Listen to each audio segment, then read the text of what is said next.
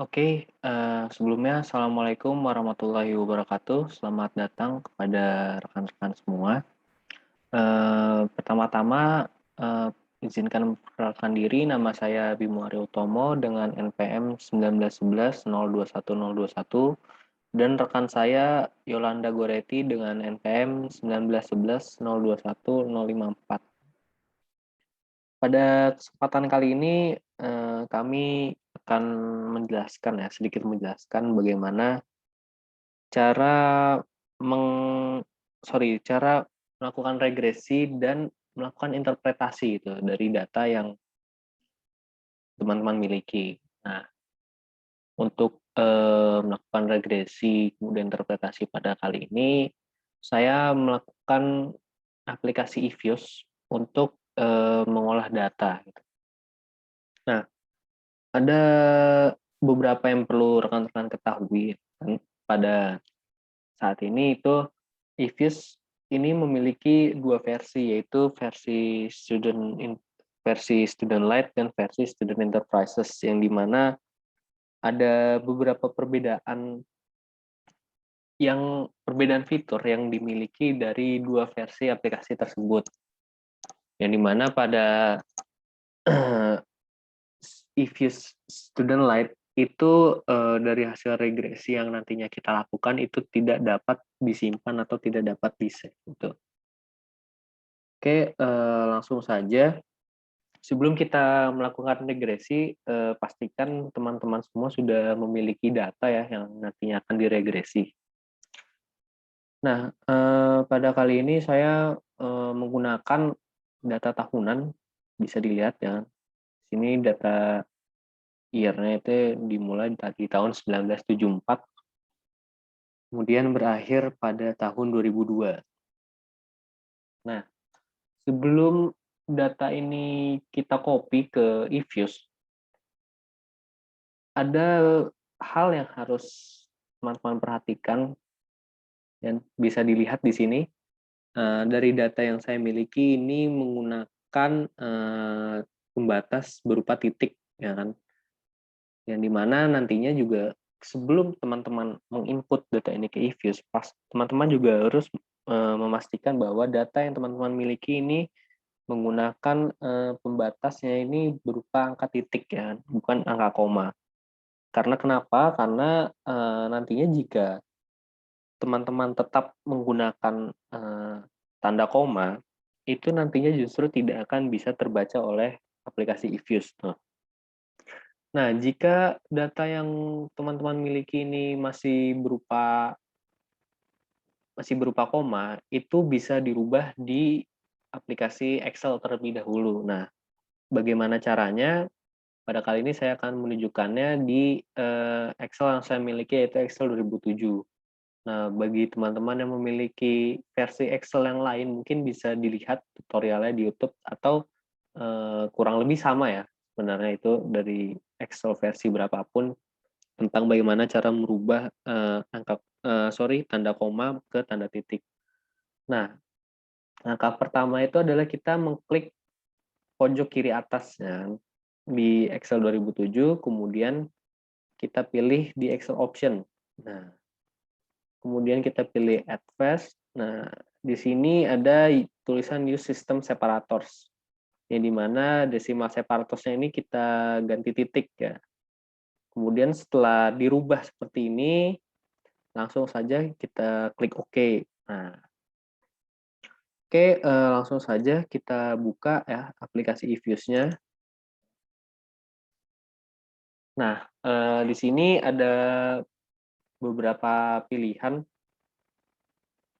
yang di mana di sini kan kita pilih di create a new eViews Word file.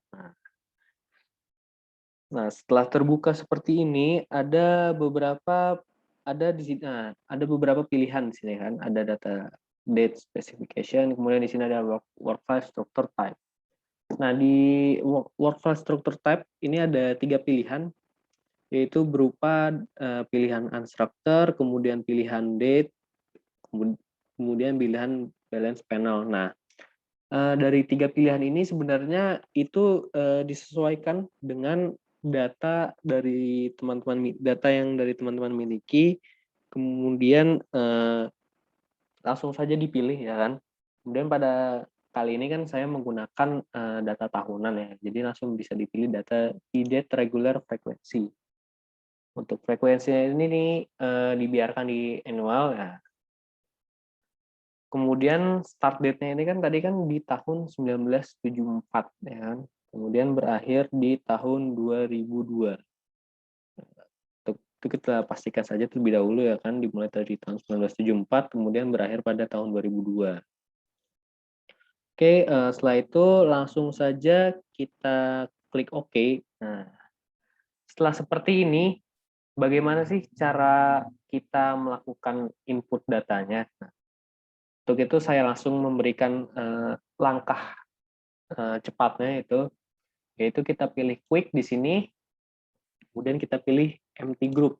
Nah, ini kan langsung terbuka ya dari tahun 1974-nya.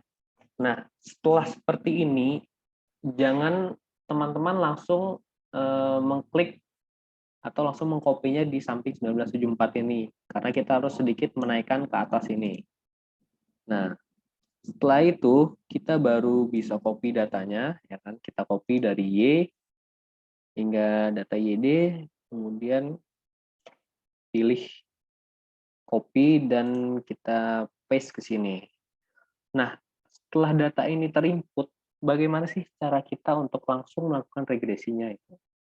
Nah, untuk itu langsung saja kita klik di sini ya, langsung saja kita klik Y, kemudian kita klik dari semua data yang ada di work file ini, yaitu bagaimana caranya itu kita klik kontrol, ya kita tekan kontrol, kemudian kita sesuaikan dengan urutan data ini. Berarti pertama kita klik PC, kemudian kita klik PB, dan kita klik ID. Nah, setelah itu teman-teman bisa langsung klik kanan kursor mouse, kemudian pilih open, dan pilih as equation. Tuh. Nah, ketika sudah seperti ini, teman-teman jangan langsung mengklik OK gitu. Ya, karena pertama-tama variabel C ini kita harus pindahkan terlebih dahulu, yang dimana kita pindahkan lokasinya itu ke setelah variabel Y. Nah, setelah pindah seperti ini, baru kita langsung klik OK. Nah, seperti inilah teman-teman hasil dari regresi yang telah kita lakukan dari data yang kita miliki. Ini bisa kita lihat di sini kan data observasinya ini berjumlah 29 data, ya, di mana sesuai dengan data yang saya miliki tadi di Excel. Kemudian ini ada date. Nah, ini kapan kita melakukan regresi ini pun juga bisa terekam di eViews ini. Nah, bisa kita lihat di sini ada koefisien C, ya kan, koefisien C sebesar 27,68981, kemudian koefisien PC sebesar sekian, koefisien PB sebesar sekian, koefisien ID sebesar sekian. Kemudian di sini juga ada tes statistik. Nah, tes statistik ini akan kita gunakan untuk melakukan uji T nantinya. Kemudian di sini juga ada probabilitasnya juga, kan, besar sekian. Kemudian di sini juga ada R square yang dimana sebesar 0,991437 gitu. Nah, setelah kita melakukan regresi, setelah itu kita akan melakukan interpretasi dari hasil regresi yang sudah kita lakukan pada kali ini. Nah, bagaimana caranya untuk melakukan interpretasinya, langsung saja akan saya jelaskan. Nah, ini dia, sebelumnya sudah saya tuliskan terlebih dahulu di Word, yaitu yang pertama itu ada hasil interpretasi regresi. Yang dimana bisa kita lihat di sini beta 0 atau C, ya kan? Di sini tertulis apabila variabel P, B, YD, dan PC merupakan variabel bebas bernilai 0, maka dapat disimpulkan bahwa pada konsumsi ayam per kapita itu sebesar 27,68981 pon. Kemudian pada variabel B1 itu apabila terjadi kenaikan pada harga ayam potong sebesar $1, maka akan terjadi penurunan konsumsi pada ayam per kapita itu sebesar 0,10974 ya kan, bisa kita lihat di sini juga tuh di koefisiennya ini. Kemudian pada beta 2 itu jika terjadi kenaikan pada harga sapi per pon sebesar $1, maka akan terjadi peningkatan pada konsumsi ayam per kapita itu sebesar 0,31975 kan. Bisa dilihat di sini juga ya kan, angka yang sama. Kemudian pada beta 3 itu apabila terjadi kenaikan pada pendapatan disposable AS ya kan, per kapita sebesar $1, maka akan terjadi peningkatan konsumsi ayam per kapita itu sebesar 0,226694 ya. Bisa dilihat di sini kan sama. Nah, hasil interpretasi ini adalah hasil dari kita menjelaskan bagaimana angka-angka tersebut ini berpengaruh terhadap apa, kemudian menyebabkan apa, seperti itu. Kemudian selanjutnya ini ada uji F. Nah, dari hasil IFUS ya, atau dari hasil regresi yang sudah kita lakukan, itu didapatkan F statistik itu sebesar 964,8778 ya kan. Bisa dilihat di sini kan 964,8778. Nah, untuk melakukan uji F itu setelah kita melihat hasil F statistiknya atau hasil F hitungnya, itu kita cari dari degree of freedom atau DF-nya. Nah, pada kali ini didapatkan DF itu sebesar 25. Kemudian kita lihat juga pada F tabel itu didapatkan angka dari 3,03 yang dimana F tabel ini juga bisa teman-teman lihat ya. Maka dari itu didapatkan hasil bahwa F hitung itu lebih besar daripada F tabel.